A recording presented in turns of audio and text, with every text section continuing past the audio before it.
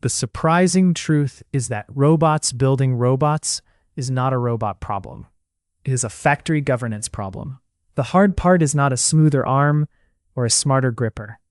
The hard part is proving every day that the factory still knows what it is doing. Industrial robots are already excellent at structured work. They weld, palletize, dispense, pick and place, tend machines, inspect, package, and assemble when fixtures are stable. They thrive when geometry is known, lighting is controlled, and the line does not improvise. In that world, repeatability is the feature. Variation is the enemy. So why is recursive industrial automation still rare, even in advanced plants? Because recursion is not a single act of assembly. It is a closed loop. A recursively capable factory must fabricate, assemble, calibrate, inspect, repair, and replicate production equipment across generations with bounded human intervention. That bounded word is doing enormous work. Partial recursion already exists in a quiet and practical way. Machine tools cut parts that end up inside robots. PCB lines make boards that go into controllers and sensors. Cable harness equipment produces wiring that feeds automation cabinets. Inspection systems generate records that support qualification. Yet the last mile remains stubbornly human. Final integration, calibration, safety validation, rework, and process change authorization are still people-heavy. That leads to the first high-impact finding. The bottleneck is not arm precision alone. The bottleneck is the system that wraps the arm. Think sensors, controllers, industrial IoT, quality databases, and digital twins. Add defect clustering, explainable decision logs, and change control governance. If those layers do not cohere, you do not get recursion. You get isolated automation islands that cannot safely compound. A robot can place a part. A factory has to know which part it was, which lot it came from, which tool touched it, and what calibration was in force. It has to know what software version commanded the motion. It has to know what inspection thresholds were applied. Without that traceable state, you cannot audit outcomes. Without audit, you cannot scale autonomy. Here's the second finding, and it is counterintuitive for many leaders. More robots do not automatically buy you more autonomy. Robot count can rise, while recursion depth stays flat. If each cell is a standalone miracle, you have complexity, not capability. Recursion depends on shared state and shared evidence. Telemetry becomes strategic infrastructure, not optional instrumentation. Learning-based perception and adaptive control are usable today, but only within bounded production contexts. That boundary matters. Real factories face distribution shift. Parts change, lighting drifts, suppliers substitute, fixtures wear, and upstream processes wander. Because uncertain failure modes are expensive. Explainability requirements can be just as binding as accuracy. When the line stops, the model said so is not an answer. This points to a third finding. Recursive automation is constrained by assurance, not ambition. Reinforcement learning is built for sequential decision-making under uncertainty. Yet production environments cannot tolerate unsafe exploration on live assets. That means policies must be bounded. Training must be validated in simulation or in tightly sandboxed conditions. Even then, deployment needs approval gates, because production changes are economic decisions and safety decisions, not just technical ones. Perception systems face a parallel challenge. It is not enough to classify known defects. A robust plant must detect when reality has moved outside the training distribution. It must notice new defect clusters emerging. It must tie those clusters to escalation, root cause analysis, and corrective action. Otherwise, the factory gets a dangerous kind of confidence. It keeps passing parts until the field returns teach it humility. That brings us to defect taxonomy and why it is more than quality jargon. If you want a cell to rework what it finds, you need an organized language of failure. You need anomaly grouping that creates categories engineers can act on. Unsupervised clustering can help discover novel failure modes, but the output must connect to traceable evidence and to a workflow that assigns ownership. Without ownership, anomalies become background noise. Now consider calibration, the quiet centerpiece of recursion. For a factory to claim bounded human intervention, calibration cannot be artisanal. Tool center point calibration, camera calibration, force torque calibration, joint backlash monitoring, fixture wear, and thermal expansion all matter. Each one can silently degrade performance, Each one can be measured, but only if you budget for measurement as automation capital. A useful way to think about it is this. Metrology is part of the machine. If your robots can assemble components, but cannot detect drift in their own tools, you do not have recursion. You have a fragile loop that will eventually diverge. The fourth finding is institutional, and it is where many technology roadmaps get unrealistic. Supply chains remain external dependencies. Even a highly automated plant will be constrained by components it cannot yet make internally.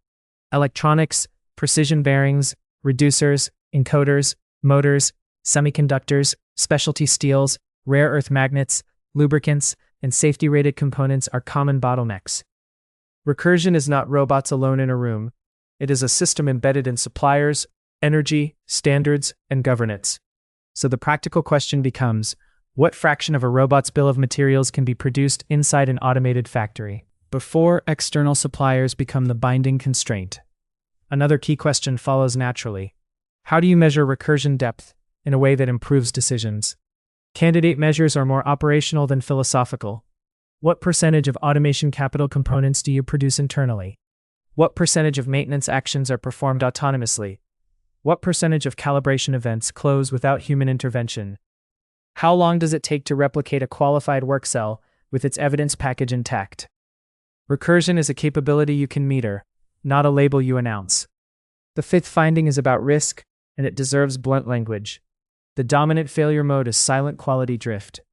Models overreach, defects cascade, counterfeit or unqualified components slip in. Autonomous rework loops can amplify error. Capacity can expand without accountability if no one can see what changed. The nightmare scenario is not a dramatic robot rebellion. It is a slow loss of process ownership, where nobody can explain why yield moved, or why cycle time improved, or why a defect rate flattened. That is why governance has to distinguish routine self-maintenance from process-changing self-modification. Replacing a worn gripper is maintenance. Redesigning a fixture, changing an inspection threshold, updating a model, or altering a control law is a process change. Those must trigger review, evidence, rollback criteria, and post-change monitoring. A factory that cannot draw this line will either freeze or drift. From a time horizon perspective, near-term recursion, from 2026 to 2050, looks like bounded cells. They assemble, inspect, calibrate, and rework selected subassemblies. Humans still govern process changes, supplier qualification, and safety validation. Mid-century, from 2050 to 2100, multi-cell factories and regional clusters could plausibly produce a larger share of their own automation capital. Automated maintenance, fixture production, digital thread governance, and high-assurance inspection become differentiators. Further out, quasi-recursive clusters may replicate qualified production templates across regions or even off-world sites. Still, precision supply chains, materials, energy systems, and governance remain external dependencies. Deep recursion past 2200 is best understood as civilizational architecture. Autonomous industry coupled to energy, mining, recycling, computation, logistics, standards, and machine-legible governance. Not a single factory and not a single company. So what should a senior capital allocator do with all of this right now? Start narrower than you want and instrument deeper than you think. Fund one closed-loop production cell with a specific target, like an end effector assembly, a cable harness subassembly, a wheel module, or fixture production. Require automated assembly, inspection, defect classification, rework routing, calibration records, and an operator override. Then add a hard decision gate. Do not scale until defect taxonomy, rework success rate, and exception resolution logs are stable across multiple lots. Put real budget behind telemetry before you expand robot count. Capture machine state. Build sensor data pipelines. Assign production identifiers. Track part genealogy. Monitor tool life. Log environmental data and maintenance events. If the plant cannot report state, context, and decisions across the chain, recursion cannot be audited. If it cannot be audited, it is not strategic. Procurement policy matters too. Vendors should deliver machine-readable interfaces, event logs, calibration records, simulation models, safety documentation, and software version traceability. Lock-in that blocks exporting audit logs or production events is not just an IT inconvenience. It is a ceiling on recursion depth. Finally, structure the organization around assurance, not demos. You need an integration lead for sales and safety. You need an industrial data engineer for schemas and lineage. You need a quality systems engineer for defect taxonomy and corrective action. You need an assurance lead for validation evidence, model change review, and audit packages. Then measure the quality of human intervention, not just the quantity. The best plants keep their experienced technicians close, because tacit repair knowledge is how new failure modes get named. If you remember one line, remember this: recursion is not robots copying themselves, it is a factory that can explain itself.